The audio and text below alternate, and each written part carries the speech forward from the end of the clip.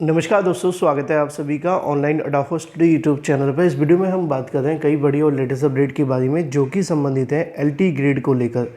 LT grade exam के notice के बारे में, एलटी ग्रेड परीक्षा को लेकर बड़े फैसले के बारे में, उत्तर प्रदेश में 40,000 पदों पर निकाली गई नई भर्ती के विज्ञापन के बारे में और बीटीसी छात्रों को बनवास को लेकर।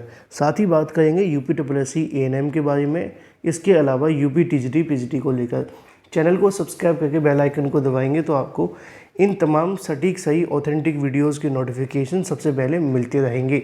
सीधे बात करते हैं मुद्दे की और बड़ी अपडेट के साथ, यानी कि पहली जानकारी के बारे में। दोस्तों, आगे बढ़ने से पहले हम बात करने वाले हैं यूपी एएनएम की बेस्ट बुक के बारे में जो कि चक्षु प्रकाशन की है।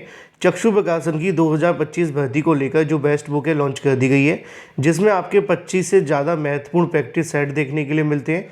2500 से ज़्यादा आप सभी के लिए बहुविकल्पी क्वेश्चन और सॉल्व पेपर भी। साथ ही साथ आप सभी स्क्रीन पर देख सकते हैं इस बुक के अंदर जो आप सभी को स्टडी मटेरियल दिया जाता है वो मोस्ट एक्सपेक्टेड और इम्पोर्टेंट है आपके एग्ज़ाम के लिए और 100% आपके सिलेबस को ध्यान में रखकर तैयार किया गया है। इन सभी क्वेश्चंस की सटीक और सही उत्तरमाला दी जाती है, प्लस उसका व्याख्यात्मक हल भी मिलता है। इन बुक को आप परचेज कर सकते हैं अमेजोन या फ्लिपकार्ट से या अपने नज़दीकी स्टोर से। अगर आपने इन बुक के साथ प्रिपरेशन कर ली तो इस बार आपका एएनएम क्वालिफाई हो जाएगा। तो देर किस बात की, अभी लिंक पे क्लिक करें। ये सभी लिंक मैंने आपको वीडियो डिस्क्रिप्शन में दे दिए हैं, वहाँ से आप सभी जाकर के परचेज कर सकते हैं। और जो पहली जानकारी है वो संबंधित है एलटी ग्रेड को लेकर, यानी कि उत्तर प्रदेश लोक सेवा आयोग के माध्यम से निकाली गई भर्ती का विज्ञापन। एलटी ग्रेड शिक्षक भर्ती को लेकर, एलटी ग्रेड शिक्षक भर्ती के नोटिस के बारे में, नोटिस के साथ साथ परीक्षा को लेकर बड़े फैसले के बारे में। जैसा कि दोस्तों आप जानते हैं कि उत्तर प्रदेश लोक सेवा आयोग ने एलटी ग्रेड को लेकर जब विज्ञापन जारी किया था तो उन्होंने उस समय भी इस बात को लेकर कंफर्म किया था कि वो एज सून एज पॉसिबल चाहते हैं कि इन परीक्षाओं को आयोजित करें और जल्दी से जल्दी वो परीक्षा कराना भी चाहते हैं। अब इसी को लेकर एक बड़ी जानकारी सामने निकल कर आ गई है एलटी ग्रेड की एग्ज़ाम डेट के बारे में। उत्तर प्रदेश लोक सेवा आयोग की जो परीक्षा होनी थी दिसंबर के अंदर, जिसको लेकर कहीं ना कहीं उत्तर प्रदेश के अंदर जो आपकी भर्ती के संबंध में बहुत सारी चीज़ें चल रही थी, बहुत सारी बातें निकल कर के आ रही थी, बहुत ज़्यादा कहीं ना कहीं कन्फ्यूजन की स्थिति बनी हुई थी।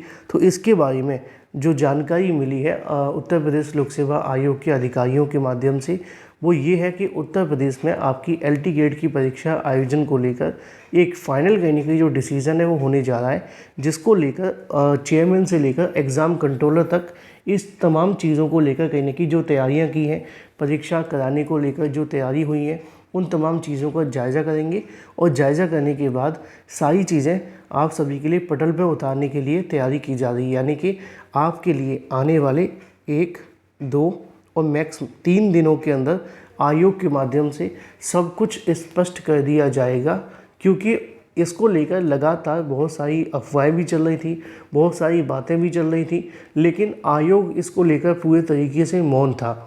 मौन इसलिए था क्योंकि उनकी तरफ से बताया जा रहा था कि वो परीक्षा को लेकर तैयारी कर रहे हैं और अब जो फाइनल डिसीजन होना है, जो तैयारियां की हैं, उन तैयारियों के बेस पर एक फाइनल डिसीज़न लेने जा रहे हैं। और जो मुझे जानकारी मिली है वो ये है कि आयोग आने वाले 1 या 2 दिन के अंदर सारी की सारी चीज़ें अभ्यर्थियों के सामने स्पष्ट कर देगा, जिससे कि जो भी अभ्यर्थी इन परीक्षाओं को लेकर तैयारी कर रहे हैं वो अपनी तैयारी और तेज़ कर दें, या जो भी चीज़ें हैं वो सब कुछ स्पष्ट हो जाएंगी। तो अब आपको ज़्यादा इंतज़ार नहीं करना होगा और जब इसको लेकर डिसीज़न होगा उसके बाद एक ऑफिशियल नोटिस भी जारी होगा।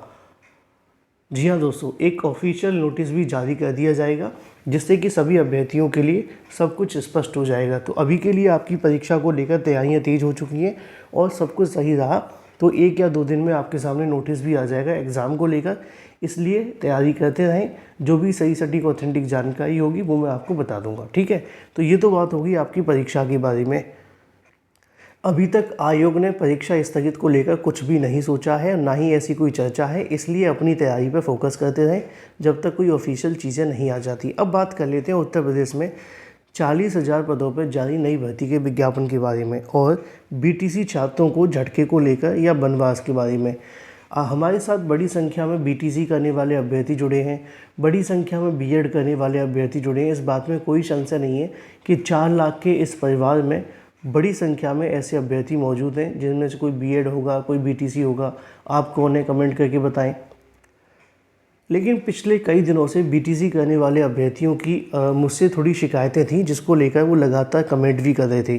बड़ी संख्या में अभ्यर्थियों ने ये भी कहा कि सर अब काफ़ी दिनों से आपका जो फोकस है वो मात्र टीजीटी, पीजीटी और एलटी ग्रेड पर रहता है, और टीजीटी और पीजीटी दोनों ही, और एलटी और जीआईसी प्रवक्ता, ये दोनों ही भर्ती करने की जो संबंधित हैं वो बीएड करने वाले अभ्यर्थियों के लिए हैं डेडिकेटेड।